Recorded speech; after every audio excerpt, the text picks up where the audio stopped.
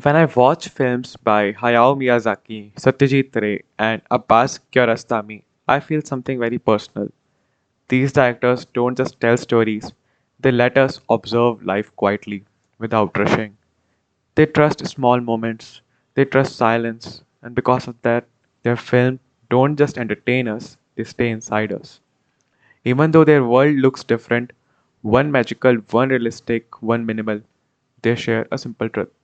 We discover who we are when we face something unfamiliar. Miyazaki begins with the emotional world of a child confusion, fear, resistance. He makes their inner struggles feel alive through the world around them. Takes Spirited Away. Chihiro starts as a girl who doesn't want change. She clings to her parents, moves hesitantly, and complains about everything. But once she enters the spirit world, Miyazaki doesn't give her easy victories. He gives her responsibility, work, challenges that look simple but change her from inside. Cleaning the polluted river spirit, helping Haku, facing no face. Each moment is a taste of courage, patience, and empathy. And Miyazaki shows her growth not through speeches but through posture, movement, and how she begins to trust herself. Slowly, she stops being afraid of walking alone.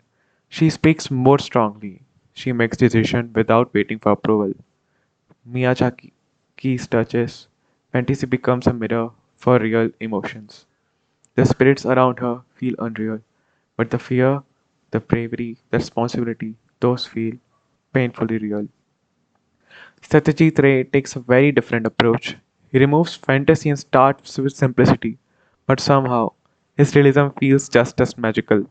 In Pather Panchali, Ray doesn't dramatize poverty or innocence, he observes it, like someone who respects the flow of life.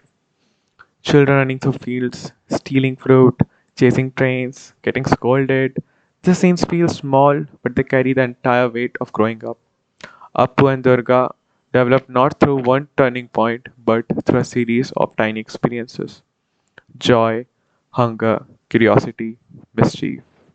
Childhood in Ray's world is full of exploration but surrounded by fragility. And then comes Durga's death. Ray doesn't use dramatic music or heavy dialogue. The silence itself becomes the emotion. Through this, he shows us the truth every child eventually learns. Life doesn't pause for your pain. Ray's genius is that he transforms daily life into something poetic a pond, a monsoon, a train whistle. He makes the ordinary feel meaningful, reminding us that childhood ends the moment we truly understand loss. Abbas Kiarostami. He works with silence the way other directors work with color. He reduces filmmaking to its purest form people, landscapes, conversations, and long pauses that force us to listen to ourselves. In Taste of Cherry, a man drives through dry hills searching for someone to help him with a decision he can't express openly. The landscape looks empty, but the emptiness reflects his inner world. The long drives, the dusty roads, the quiet faces of strangers. Everything becomes part of the question he's carrying. While Miyazaki uses fantasy and Ray uses realism, Kiarostami uses space. Space to think, breathe, and ask what makes life worth continuing. He never gives clear answer. Instead, he gives moments. A simple conversation with a soldier, a taxi ride with a Cimmerian, a man talking about mulberries. This small interaction from a quiet argument for choosing life, even when it feels heavy. Kiarostami touch is gentle but direct. Meaning is not found outside, it is created inside. The three different languages, but one emotional truth. What connects these three authors is not just their style, but their belief in human growth. Miyazaki shows transformation through courage and responsibility. Ray shows growth through daily life, joys, and losses.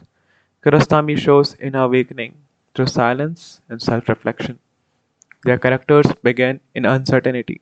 Chihiro begins in fear, Apu begins in innocence, Mr. Badi begins in emptiness, and each one slowly discovers a reason to keep moving forward.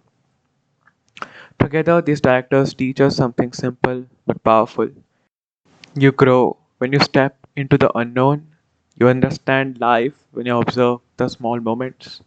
And you find meaning when you sit alone with your thoughts. And none of these filmmakers shout their message, but they whisper it through quiet scenes, open spaces, everyday activities, and the gentle moments of life.